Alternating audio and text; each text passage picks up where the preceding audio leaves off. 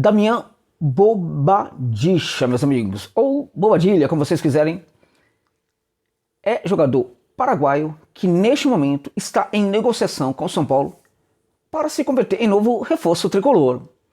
Essa informação chegou aí no começo do dia, né? Na metade aí da tarde também, e agora estourou a informação, ela foi, a coisa de umas 5 horas atrás, ela foi aí confirmada pelo São Paulo, né?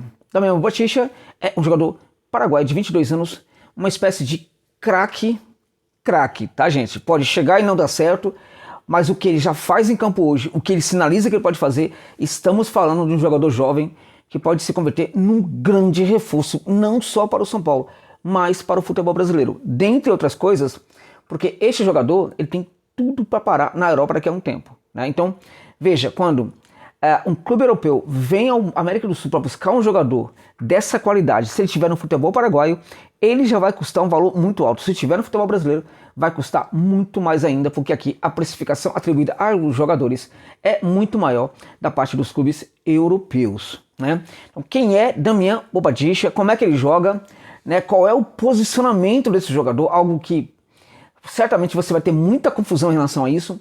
Muitos vão falar, vão pontuar que ele é isso ou aquilo e vão errar, né? Desta forma, é muito importante que você veja esse vídeo até o final. Pode ser, gente? Antes, chamando só a sua atenção para o fato de que este vídeo tem o patrocínio da OneXBet, que é uma casa de aposta importantíssima aqui para o meu trabalho. Claramente que essa dica para você que curte uma aposta esportiva, né?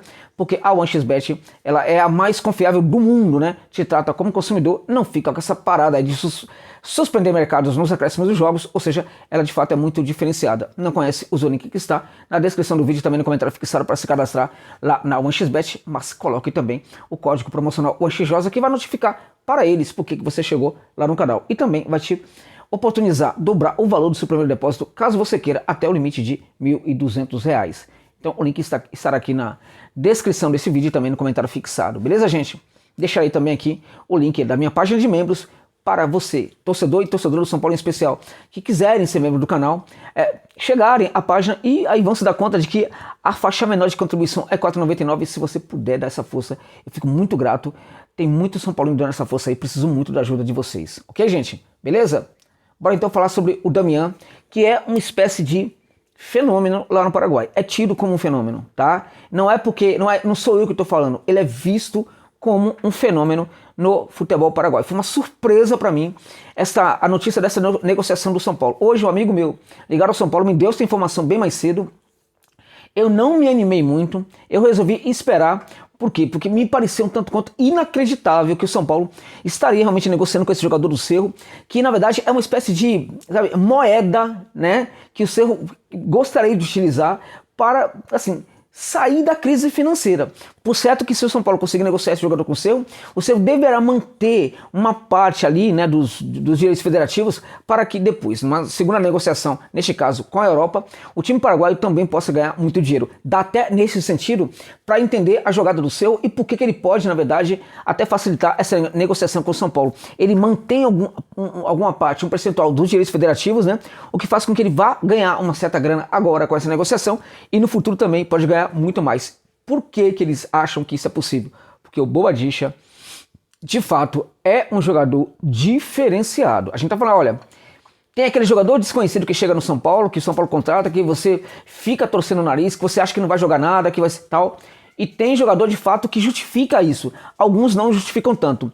O Bobadilla é aquele jogador que pode sim justificar precisamente o contrário. Ele pode sim gerar em você expectativas positivas, porque até hoje, até o presente momento, o que ele fez em campo justifica isso, que as suas expectativas sejam de fato muito positivas. Eu não me animo muito a chamar nenhum jogador jovem de craque, porque jogador jovem é sempre um jogador que está se processando. A qualidade do seu jogo sempre está em processo e nem sempre ele consegue ser tão regular nesse processo de crescimento aí, nesse momento de crescimento. Então é raro, muito raro o caso em que eu falo que um jogador pode sim se converter num craque. Lá no Paraguai, ele já é visto como um craque. E na minha opinião, ele caminha para se converter sim num craque, ao menos do futebol paraguaio. E por que eu tô falando tanto desse jogador?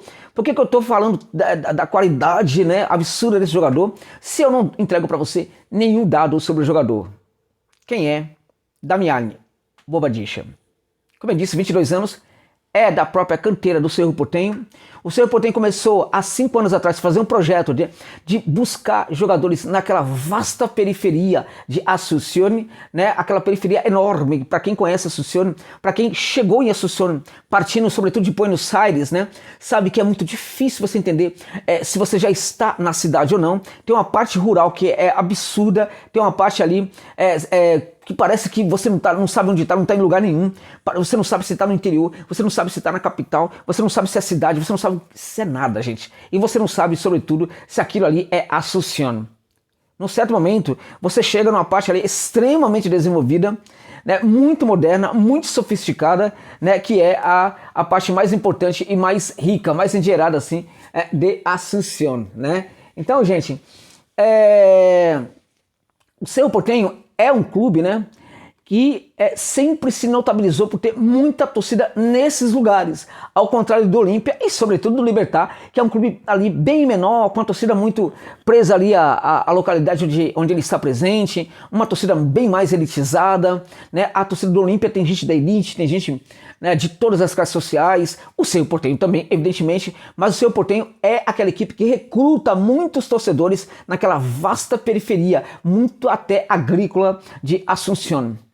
Só que nesses lugares aí, sempre houve muitas competições de bairro, né? Muitas competições amadoras, né? Com muitos jovens, inclusive, muito bons jogando. Há algo muito interessante dessa região, que é o seguinte: quem mora nessa região geralmente trabalha nessa região. Não costuma ir trabalhar no centro, na parte mais sofisticada ali de Asunción, né? Então tem como que se fosse uma vida própria. Não? Pessoas ali que tem, por exemplo, algumas granjas, né? Algumas hortas, né? E vivem muito disso daí, né? De tal sorte, como não há muita conexão, né? Desses jovens, né? Com a parte mais sofisticada de Asunción, então eles vivem ali como se fosse um mundo próprio. E a partir daí começou a surgir uma espécie de liga amadora no futebol paraguaio, que começou a fazer com que vários bairros disputassem um com os outros, tal. Então você não tem nessas ligas aí amadoras aquele veterano de 30 anos, 35 anos, que joga ali no segundo quadro e tudo mais, tal. Você tem jovens muito bons, né? Que não tiveram tempo de fazer uma testagem lá no Cerro Porteño. Pessoas que estão preocupadas com a sua sobrevivência, de trabalhar ali naquele local e se divertir jogando futebol. O que fez o Cerro Porteño? Teve a inteligência de começar a mandar recrutadores para esses lugares, para encontrar nessas competições os bons jogadores jovens. O Bobadilla é um jogador que surge deste contexto. Muito bom jogador, moleque, um garoto muito bom, que quando garoto já era tido como um pequeno craque ali do futebol paraguaio. Foi muito bem cuidado, bem trabalhado, bem protegido ali pelo Cerro Porteño e agora se destaca. Subiu para o time principal, começou a assustar todo mundo, teve uma lesão bem séria, voltou agora, né, e já está de novo aí disposto a jogar muita bola. E quando ele subiu para a equipe principal, como é que ele foi? O que ele mostrou de tão importante assim? E mais, José Novaes, qual é a posição do Bobadilla que ninguém tem muita certeza, exceto quem conhece o jogador, permita-me a indelicadeza, como eu. Eu conheço o jogador porque quando ele era garoto e chegou ao Cerro Porteño, me falaram sobre como esse menino jogava bola, né? Vamos lá, olha só. O Bobadilla, gente, é um garoto que era um jogador do futebol total quando estava jogando ali nas ligas amadoras, ainda muito jovem, né? Quando ele chega ao Cerro Porteño, ele começa a ser trabalhado para ser sobretudo um volante, um camisa 5.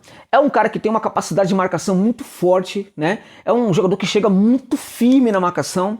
Então os treinadores entenderam que ele poderia ser um volante de marca, né? Como é chamado ali na Argentina e no Paraguai. Ou seja, aquele camisa 5 típico, né, que protege sobretudo a primeira linha, dando ali uma proteção não somente para a primeira linha, mas também, se for o caso, fazendo uma cobertura de lado de campo quando um ou outro lateral sair da linha, né, para ir ao ataque, né? Então ele também faria essa cobertura. Então ele foi visto inicialmente como este volante. Ele sobe para a equipe principal do Cerro Porteño para ser este volante de marcação que protegeria a primeira linha. Então ele demonstra assim essa condição de marcação que é soberba, porque ele chega muito forte, pegando o que tem pela frente, pega a bola, pega joelho, pega tornozelo, pega o que for pela frente, né? E um abraço, né?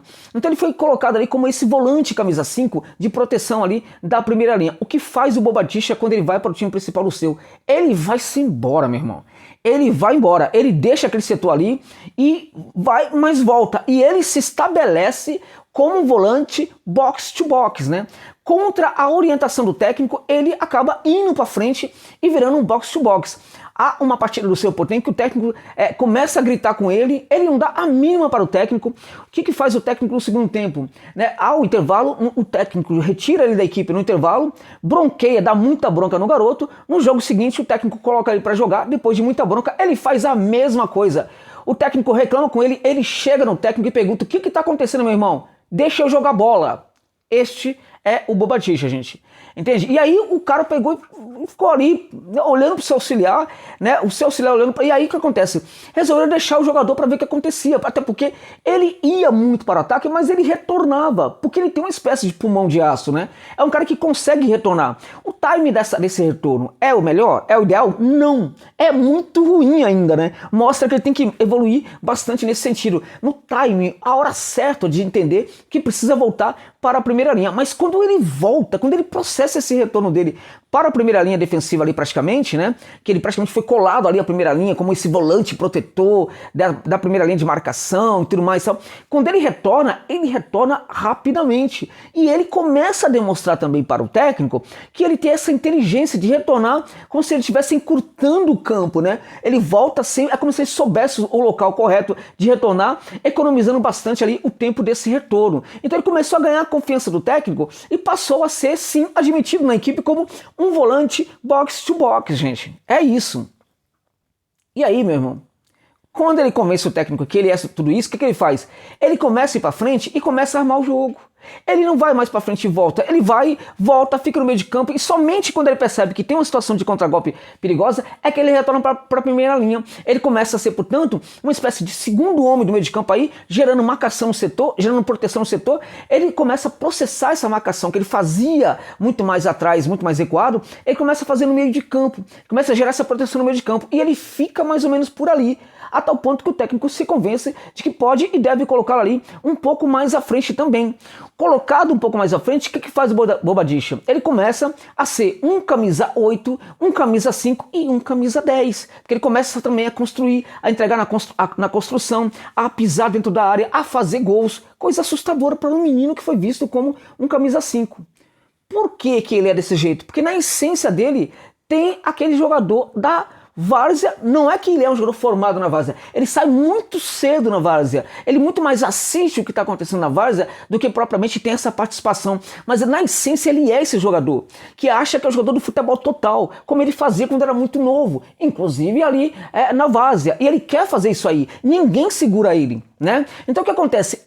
Ele acaba convencendo a comissão extremamente conservadora do Ceni, inclusive o Bernay agora, que é o técnico atual, de que ele é um jogador que vai entregar confiança, ele vai estar dentro de campo, não vai decepcionar e vai entregar. E o que acontece? Ele não somente foi o rei dos desarmes, um dos principais jogadores que desarmou na temporada passada no futebol paraguaio, é um cara que desarma, um cara que chega forte na marcação, um cara que recupera muita bola, né? É um cara que às vezes sim, perde uma outra bola, até por causa da autoconfiança excessiva, mas que às vezes retorna para buscar essa bola. É um jogador que quando perde essa bola, dificilmente ele não vai recuperá-la quando ele for atrás daquele que tomou essa bola dele. É um jogador nesse sentido também de muito forte personalidade. Nesse sentido, bastante diferenciado. E quando ele começou a pisar na área para fazer gols, ele começa a chutar de esquerda, chuta de direita, ele não arruma a bola de um pé para o outro, ele chuta com o pé que a bola tá ali pedindo, meu irmão. E aí ele fez 10 gols nessa temporada, né? 10 gols na temporada, né? Entregou ali, entre assistência e pré-assistência, acho que o número chegou a 11, né? 11 entre assistência e pré-assistência, né, em poucos jogos. E detalhe, não jogando 90 minutos em todas as partidas. Então estamos falando de um garoto que tem noção do que é a marcação da primeira linha, um garoto que foi visto como um marcador por excelência e que é muito arrojado, muito corajoso e vai embora para frente. E quando vai, ele contamina todo mundo de forma positiva em relação àquilo que ele está fazendo. E ele acaba ganhando o respeito não somente da comissão técnica, como também dos outros jogadores da equipe. Já foi para a seleção paraguaia, infelizmente teve uma lesão, mas é tido como um futuro titular da seleção paraguaia e um jogador que certamente não vai ficar na América do Sul por muito tempo. Se de fato o São Paulo contratar esse jogador, pode dar muito errado, mas pode dar muito certo. E se der muito certo, meus amigos, vai dar muito, hein? Muito certo mesmo. É isso.